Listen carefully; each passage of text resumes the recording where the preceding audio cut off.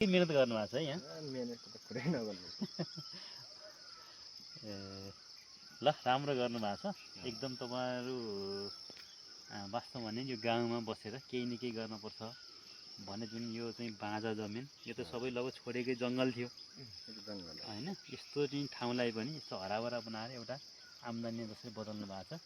वास्तवमा नेपाली युवाहरूले विदेश गएर खोरिया खन्ने होइन नेपालमै गर्ने सम्भावना छ भन्ने एउटा नमुनान्तपन देखाउनु भएको छ होइन। सबैलाई नमस्कार। म अहिले स्याङ्जा जिल्ला बिरकोट नगरपालिका वार्ड नम्बर 9 सिरकोटमा छु। यो झन्डै समुद्री सतहबाट 1500 मिटरको उचाइमा रहेको यो ठाउँ भौगोलिक रूपमा निकै चाहिँ रमणीय जस्तो पनि देखिन्छ। यहाँ 3 जना युवाहरू मिलेर व्यावसायिक रूपमा अगवरे खेती सुरु गर्नुभएको छ। उहाँले झन्डै 20 रोपनी क्षेत्रफल रहेको यो ठाउँमा उहाँले 13,000 बिरुवा लगाइसक्नु भएको छ।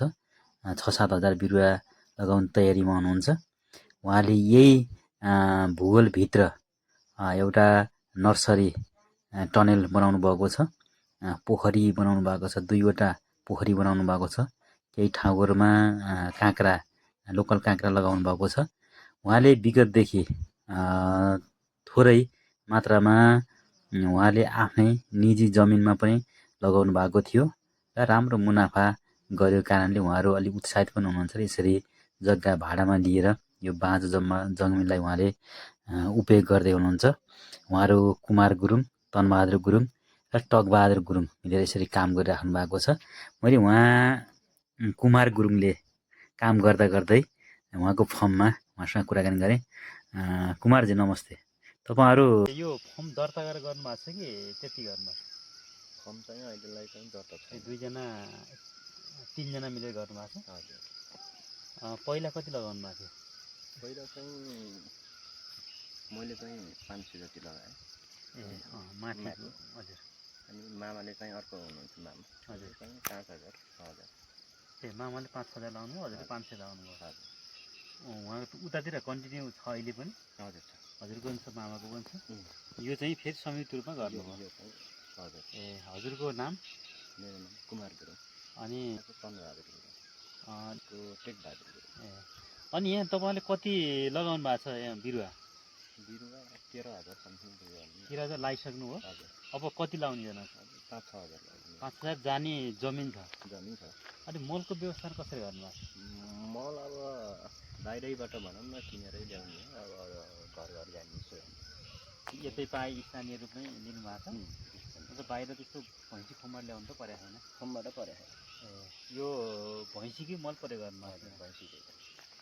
अनि यो रोपेका बिरुवा कति दिन जति भयो यिनीहरू माथिका? यो 35 दिन जति भयो। 35 दिन भयो? 35-36 दिन भयो। अब गोडमेल कटिङको काम गरिराख्नु भएको।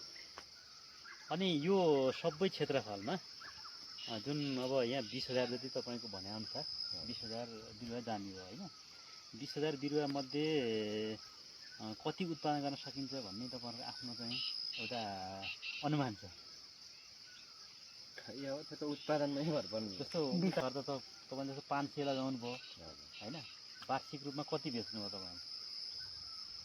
500 लगभग मैले एक सिजनमा चाहिँ 60-70 हजार आयो भनौँ न। 500 बिरुवाले 60-70 हजारको बेच्नुभयो। मामाले पनि लगभग 5,000 जति लगाउनु भयो।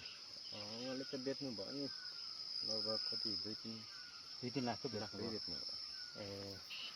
भनेपछि अब त्यो रेसियोमा जाने हो भने त झन्डै तपाईँहरूको 10-12 लाख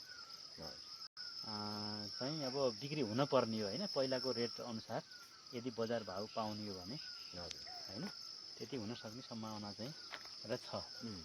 निकै मेहनत गर्नुभएको छ है यहाँ। मेहनत त कुरै नगर्नु। ल राम्रो गर्नुभएको छ एकदम। तपाईँहरू वास्तवमा भने यो गाउँमा बसेर केही न केही गर्नुपर्छ भने जुन यो चाहिँ बाँझा जमिन यो त सबै लगभग छोडेकै जङ्गल थियो होइन। यस्तो चाहिँ ठाउँलाई पनि यस्तो हराभरा बनाएर एउटा आम्दानी जसरी बदल्नु भएको छ। वास्तवमा नेपाली युवाहरूले विदेश गएर खोरिया खन्ने होइन नेपालमै गर्ने सम्भावना छ भन्ने एउटा नमुनान्तपन देखाउनु भएको छ होइन। गर्नुपर्छ भने जुन यो चाहिँ बाँझा जमिन यो त सबै लगभग छोडेकै जङ्गल थियो एकदम गलत। होइन। यस्तो चाहिँ ठाउँलाई पनि यस्तो हराभरा बनाएर एउटा आम्दानी जसरी बदल्नु भएको छ। वास्तवमा नेपाली युवाहरूले विदेश गएर खोरिया खन्ने होइन नेपालमै गर्ने सम्भावना छ भन्ने एउटा नमुना पनि देखाउनु भएको छ होइन। त्यसको निम्ति पनि अब धन्यवाद पनि दिन चाहन्छु।